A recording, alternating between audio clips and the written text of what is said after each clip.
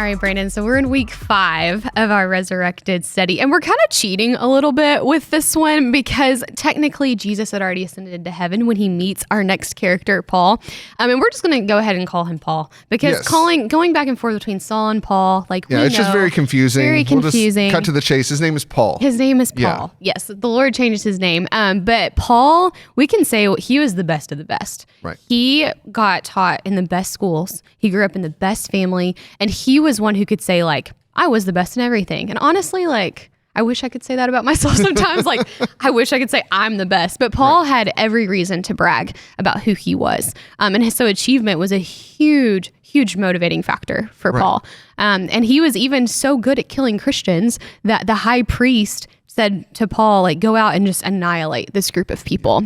And it's on this road to Damascus that he encounters the resurrected Jesus. And it's really cool that we get to see Jesus post-ascension into heaven actually meeting somebody face to face. And Paul just has this dramatic encounter and realizes that he is wrong. And completely changes his life, going from this achieving guy who wants to be the best of the best, literally a Christian terrorist, to following Jesus and preaching the gospel. It's incredible because when he gets blinded on this road and when he gets his sight back, I love that it says he immediately goes out and starts preaching. He didn't even hesitate. So that encounter on the road was life-changing for him. Yeah. And it goes from achievement to relationship. And so talk us through like that difference between the religion part of us and then the relationship side. Yeah, absolutely. I think what's interesting, particularly about Paul's story, is that, a couple weeks ago we talked about Thomas, who was a doubter, and Paul is not just a doubter, he's an antagonist, right? He's just completely set against everything, but the resurrected Jesus changes that. I think when we look at how Paul lived his life prior to meeting Jesus, it's very clear that he was steeped in this, I guess what we would call religion, right? Mm-hmm. This idea of, well, I'm going to earn this. I'm going to be the best. Because he in Philippians chapter 3, he quotes like all of his credentials as a Jew, as a follower of God. And he says, I was circumcised when I was 8 days old. I'm a pure-blooded citizen of Israel, a member of the tribe of Benjamin, a real Hebrew if there ever was one. I was a member of the Pharisees who demand the strictest obedience to the Jewish law. I was so zealous that I was persecuting the church. Like, he's just listing out these things of what he has done and saying, like, everything that I could have done to follow God, everything that I could have done to make myself pleasing to God, I have done it. I was born into the right tribe. I had the right teachers. You talked about earlier, he went to the right schools. Like his teacher was Gamaliel, who's one of the most famous rabbis in Judaism. He's given the honorary designation Rabban because of what a great teacher he was. Paul learned from him. And so Paul has just built up achievement after achievement after achievement, and he thinks that's going to help him.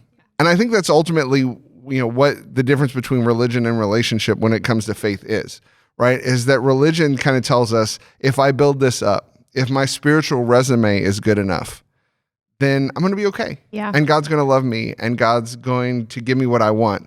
It becomes very transactional based, right, rather than relationship based. Oh, for sure. And I feel this in my life too. I think those of us who have grown up in church, like, really understand that in a different way, because there is this cultural pressure of being a good Christian, right? And having your life together in a sense to where it looks really nice and rosy on the outside, but man, there can be a lot of crap going on the inside. Yeah. And so for me, growing up in church, like, I kind of had this pressure, I think, on myself. It didn't really come from anyone else, but I think it was on myself of, I was a pastor's kid, and so I had to do all the right things and, like, read my Bible every day and things like that. And so for me, I was trying to make sure I went through my checklist of being with Jesus versus actually just being with him.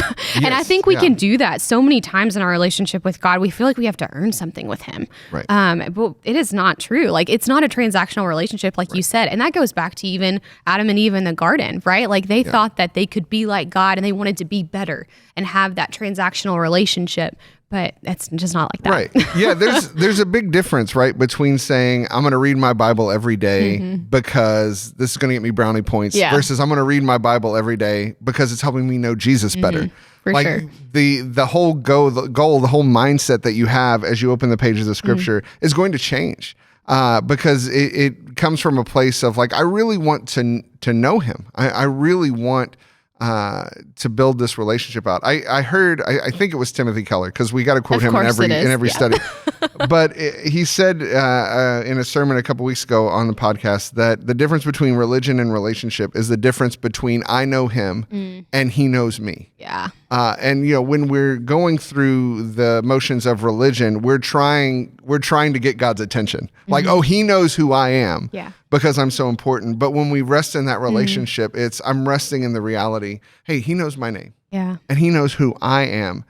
And that's what matters the most. I think that's really scary for us too, because we want to make sure that we look good for God too, because if we get real heart to heart, get real and vulnerable, we have this fear of, well, will Brandon even still like me? Right. And so with God, it's the same way. Like if we are vulnerable, like is he still really gonna love us the way that we want to be loved, the way we need to be loved, the way, we should be loved by our Father? And I love that Paul talks about that really beautifully at the end of that chapter. And you can kind of paraphrase it to whatever I thought I was, it doesn't compare to knowing who he is.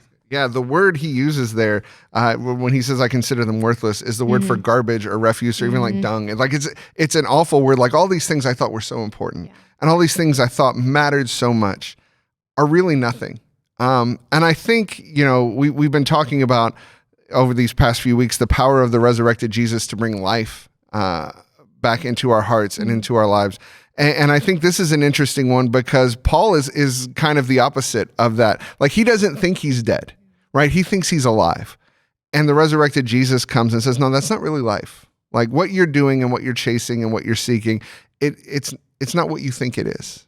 And when he encounters Jesus on the road to Damascus, he realizes that all of these things that I built up for myself, they're just garbage. They don't matter. And all that matters is him.